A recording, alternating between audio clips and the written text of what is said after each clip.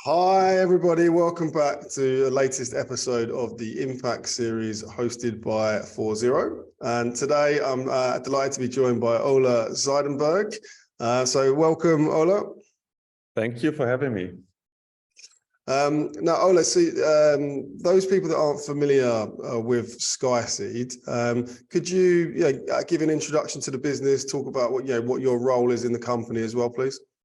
Sure. So my name is Ole Seidenberg, as you just mentioned. I'm one of the 3 co-founders of Skyseed, and with Skyseed, we're doing what the name already says. We are seeding from the sky. So we're using heavy lifting drones, basically, with our pelletized seed mixture to do reforestation, but also regeneration of degraded soils.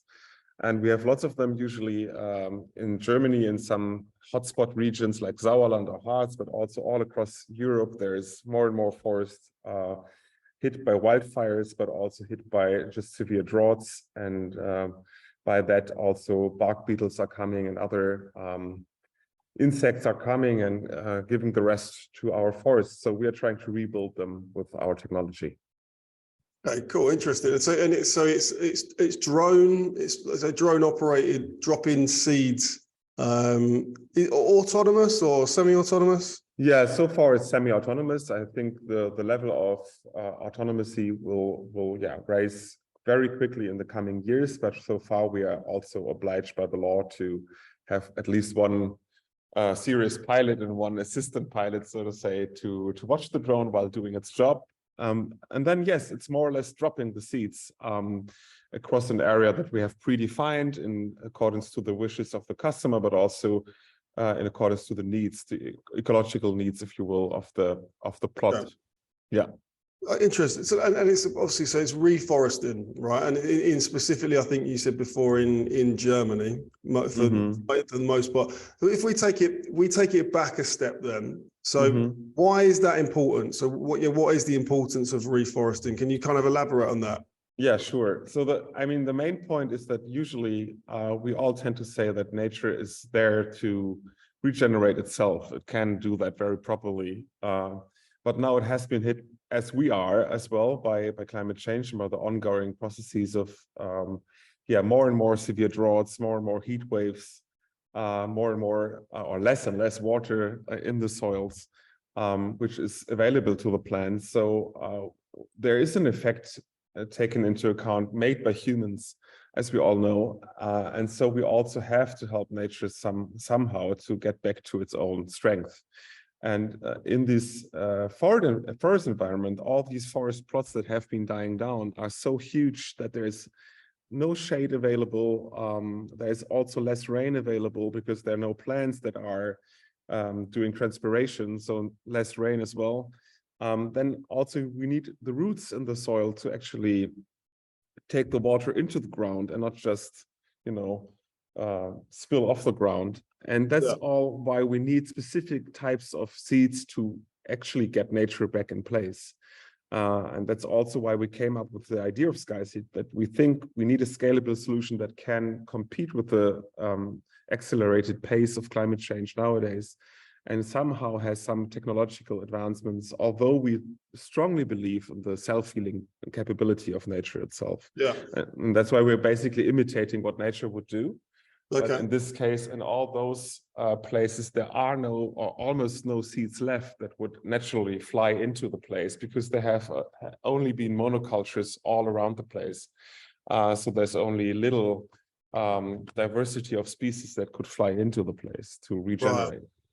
Right. Okay, and so what you're taking, then you're creating like a seed parcel or a seed package, or I think you call them pellets, is that right? Yeah. And what are they? So they specifically designed, curated so that drought-resistant varieties. Exactly. So what we have in nature usually is called pioneer seeds. And in this case, we also use shrubs and herbaceous plants. So not only tree seeds, I mean, there are also pioneer trees that are able to survive the conditions on a free space area, so to say, with all the heat coming up and all the drought coming up there. But there's also herbaceous plants, and they are even more powerful. You would know them from like the walkway outside. There's some species that always come through, no matter how harsh the conditions might be. And so we have a package of those, basically a mixture of above 20 species that come into play. And then we have some shrubs. They grow a little bit higher. And then after that, the third step of the succession would be the trees, the pioneer trees, like birch, for example, or red elder, stuff like that.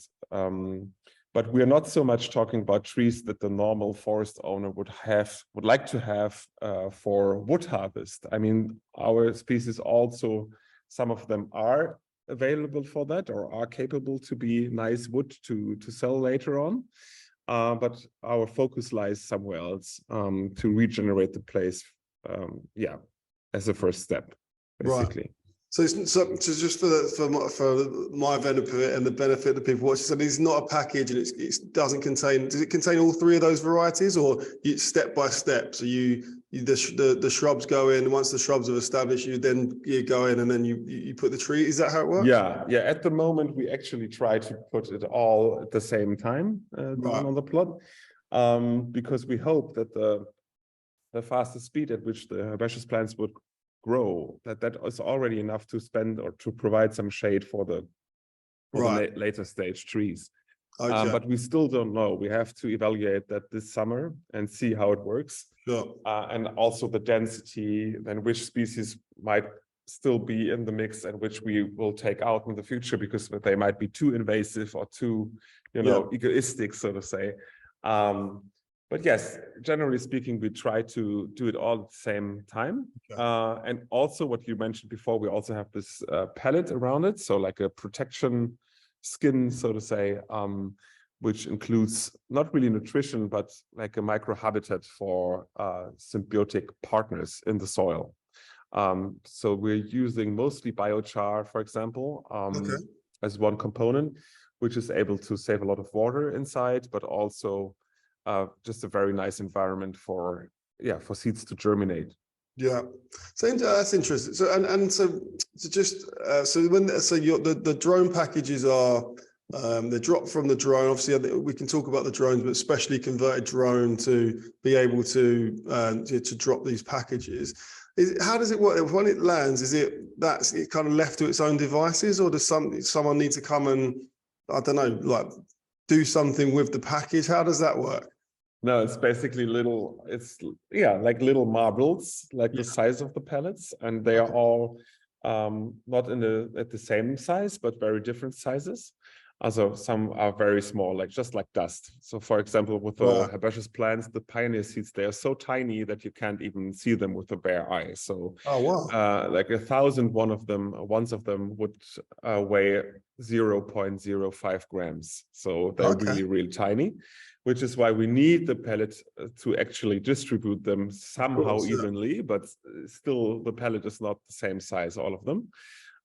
Which is on purpose as well from our side, because we want them to kind of, drop into their own ecological niche on the ground. So if you imagine like a German or European forest soil, then it's usually very chaotic. It's not really with the exception of maybe wildfires, that you have a very homogenic soil surface, but you have like leaves on there and some leftover tree stuff, and so we just drop it. We don't really shoot it down. There have been other competitors in the market that have used shooting as a technique to shoot down the pellet. But then you would have to have the hope that you can actually really push it into the soil to have it in touch with the mineral soil layer, and we think it's an illusion, because if you really put shooting energy on it, then you have to fly very low. Otherwise, the wind energy will just take that energy out of there and will not really do anything to it.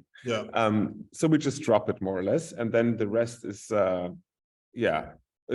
it's the best chance, and the best survivors, so to say, will be a fabulous tree in the future. So it's our best guess. Okay, cool. And so to talk about a bit about the drones then. So I think originally you've got some drones that are converted specifically for your needs. you're in the process of designing your own drones for these purposes, right? Exactly. So we right now we're working with the FreeFly Alta X from the US, which is a very nice drone, and I would really recommend it to everyone working with, for example, movies or whatever. It's really nice drone, but we had to obviously adapt it to the seeding purpose, and which is why we built our own seeding mechanism. We also built our own board computer, etc., to really steer what we're doing, and our seeding mechanism can then seed in a pace adapted to the flight pace. And in the future, we will have our own drone because we want to carry more payload. That's on the one hand. On the other hand, we will also want to have more sensors in it. For example, a LiDAR sensor where we can really stay in a certain distance to the ground whenever the ground model is not correct. For example, we use different ground models, for example, from Google Earth and other sources, and they are usually very different. So you have a difference of like 5 to 10 meters in the ground modeling. So if the drone thinks I'm actually 10 meters high, but it's not because the model was wrong, then we have one drone less, and that's not nice. Right. So that's why we need the sensors. And then also we want to scale the whole thing. So we need it to be very easily accessible for any drone pilot outside our core team, which is why we want the seeds to be able to be put from the top just into the drone and not, you know, have it a very free process. And that's why we now build our own one. Okay. And I think it will be ready end of this year. Okay, that's exciting. So be able to be ready in production and seeding from next year. Yeah, definitely. And then, we also have some nice requests from other countries so far, so from Austria, from Brazil, from Spain and Portugal. And obviously there, again, we have to see what we have to adapt. So maybe the heat, if we are up there and it's 40 degrees plus the whole day, then maybe it's not so nice for a very black drone to be heated, the batteries. And on the other hand, we also have our experiences now with with very low temperatures, so that the battery function goes down very quickly. Or that we even have frost, like ice on the on the blades, on the rotor blades. Where it's been got up in the air and it's getting cold and ice on the blades up in the air. Exactly. So like the whole thrust that you need to actually rise the drone is going down within minutes. So we had to check in some forum on the internet from Ukraine, basically, and they had some experiences with it and used silicon spray to have the surface very, very slick, and that's what we're doing now as well. Clever. That's interesting. And what was the kind of typical user case then? What sort of examples? Some of the customers. What sort of businesses, people, owners, who would be tending to use your services? So basically, I would say it's a really wide range. We started within Germany and with the classic forest owner, like a private, like from noble families, for example, that often own very large areas of forest, like let's say on average, maybe 2,000 hectares. We work with them first and foremost, and then we have a state-owned forest or even city-owned forest. But there's also lots of weird other things. For example, coal mine properties that have been coal mines, obviously, and now they have these. I think the German word is Kohlebergbau Folgelandschaft. I think that translates to something like coal mine after soil, so to say. So what happens afterwards? They put back the substrate that they took out of it back into the hole, and then you have some empty space and really looks like being on a different planet. And we just worked on one of those plots last week, and sowed on like 10 hectares within below 3 hours time, which is quite fast in comparison to if they would do that manually. Or with other machines. And that's also something that we do. And now we are looking into regeneration purposes, or projects, sometimes from private owners that just bought a huge area of land, for example, in Portugal, and truly just because of their climate change motivation to save something and rebuild something. And there is no harvest intention whatsoever. They just want to regenerate that plot. in order not to have any desertification over there in Portugal, because that's happening already. So we really have to do something. And so the packages or the pellets that are they curated? Are they sort of I'm assuming that they're specific for each user case. Obviously, the mix you're using in Portugal is going to be very different to what you're using in Germany or somewhere else. Exactly. I mean, the overall principle stays the same, that you would start with pioneers, and usually those pioneer seeds are very tiny, just because if you imagine you have a healthy forest and then right next to it, or maybe some kilometers away, you have an empty space, empty area. Then these pioneer seeds, they're called pioneers because they are able to be blown away by the wind. And that means they're usually very tiny to be able to blow away.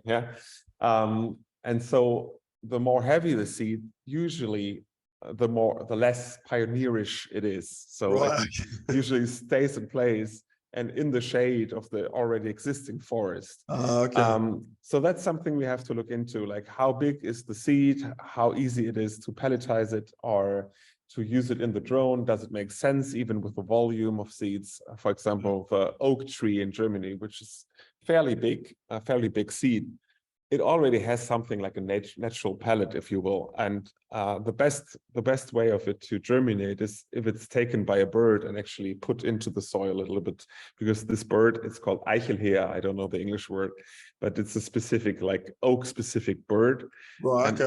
Try to hide the oak from other birds in competition, and then it would just forget about the seed, and then it would just germinate one day. And so in that case, we don't want to compete with the bird. It's wonderful that it exists and that it works. But for the pioneer seeds, I think we can do something, and that principle is the same across all countries. But yes, it's very different seeds, and we also have to look into their biological features, so to say. Like some have they're very hydrophobe and they don't want any liquid on their skin. And so it's very difficult to pelletize them, for example, and others are different. So yes, we do that in every country specifically. And it's a lot of work, but it's a lot of worthwhile to do it. Yeah, of course. I mean, you want, otherwise all the work would be for naught, wouldn't it? If it's not the right mix of the right seeds in the right place. Absolutely. And also there's a lot of regulation in place. So at least in Germany, we have a lot of regulation. We need to pay attention to the exact source of the seed. So we don't want any, for example, Georgian oaks that are made for animals to feed them, but we want the tree species oak with that and that quality standard from that and that place. Etc. So we're bound to that as well. It does make sense as well. Obviously, we want to make sure that what's going into the ground is desirable and in line with the regulations, like you mentioned. It does make sense. On the other hand, I mean, climate zones are shifting very quickly. So, for example, I mean, in Berlin, we will have climate like we have today in Madrid, maybe in, let's say, 10 years. So we need to think about other tree species that are able to survive a climate in, like, let's say, 50 years from now. And to be honest, nobody really knows, which is why the only really legit answer would be to answer with biodiversity, like to maximize diversity, and then you will figure out what works. But to put a bet on like one tree species that you read about in southern Italy, it doesn't really make sense. Like I say, the variety, like you got to learn with all this stuff. This is pioneering stuff. You're effectively becoming the pioneers now as well. So you'll be learning on the job, and for across the next 5, 10, 15 years, no doubt. Absolutely. Which segues on nicely really to the last question I was going to ask you. So what does the future look like if you're to fast forward 3 years, 5 years for Skyseed? What does the business look like at that point? Well, I would say hopefully we will have made it in Germany and really can offer a big part of the solution of reforestation in Germany, also for private owners that are still also dependent on earning with trees or earning their money with trees. Then I also hope we will have some ecosystem valuation in place so that there are certificates much beyond CO2 certificates that actually value or give value back to what else forest provides for us as value, like clean air, clean water, etc., that is also able to make money for those who take care of the grounds, because otherwise it won't work and won't happen. But I'm pretty confident that we will be technically be able to provide for like 5,000 to 10,000 hectares per year in that time frame of 3 to 5 years, and thereby have a huge chunk of something that we can help with. And across Europe, I hope that we will be active in Portugal at least, and Spain, because it's kind of the forefront of climate change, where we really have to stop desertification. And there's so much to do out there, even if more competitors will come into the market, which is, they are really welcome. Just join the fight and let's do something together. Yeah. Well, I think we discussed this before. Then it's not really competition. No, it's not. No, it's not. They're fighting the same cause, so they might be in it, but but everybody's in it together. Absolutely, and there's, as said before, I mean, just last year, 1 million hectares of forest in Europe burned, and 1 million hectares. That's, if I would calculate how many pellets we would need for that, and where to actually get the seeds for that kind of area, then I mean, it's just impossible to think about that, how to redo that. And so, the last thing I would do is to be afraid of more people trying to help out. Okay, brilliant. Well, Ole, that sort of wraps up the episode for today. It's been great chatting with you. I've certainly learned a lot in these conversations as well. So sometimes it's best to kind of ask, trying to get it to explain as simply as possible to perhaps like a 7-year-old, so that so that certainly everyone watching can kind of really understand the impact and how it's quite simply done, but it's going to make a huge impact on on the forests, and hopefully the air we breathe, and just helping to make the world a better place and put things back the way they were. So Ole, thanks very much for your time. It's been a pleasure, and thanks for inviting. Look forward to chatting to you again in the future. Thank you. Thanks. Bye, Michael. Bye-bye.